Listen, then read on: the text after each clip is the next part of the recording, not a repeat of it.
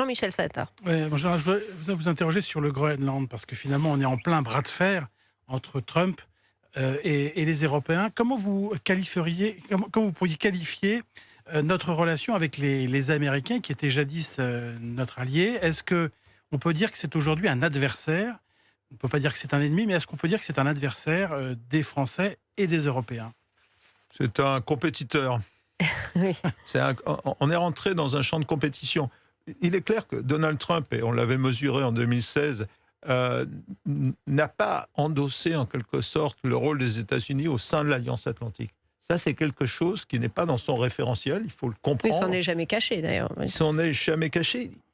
Malgré tout, il n'en est pas sorti. Je pense qu'il était plutôt bien conseillé. Qu'en sera-t-il cette fois-ci? Là, on arrive vraiment c'est évidemment la question qu'on a envie de vous poser, parce qu'entre le Groenland et l'OTAN, il a clairement choisi, il l'a dit. Et c'est intéressant que notre participation, enfin, que nous montrions une solidarité avec le peuple du Groenland et avec les Danois, et que c'est le détachement de cadres qui est là pour montrer, puis regardez un peu quelle est la situation aussi au Groenland, c'est intéressant. Mais c'est surtout le fait que on montre que ce sont des pays de l'OTAN là, qui sont, ils sont chez eux en quelque sorte au Groenland.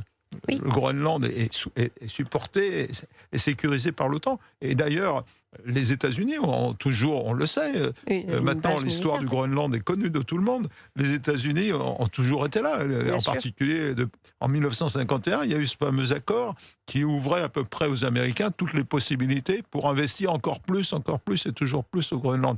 Donc, non, c'est une compétition qui se joue à l'échelle économique globale, je dirais. On est vraiment dans une approche globale.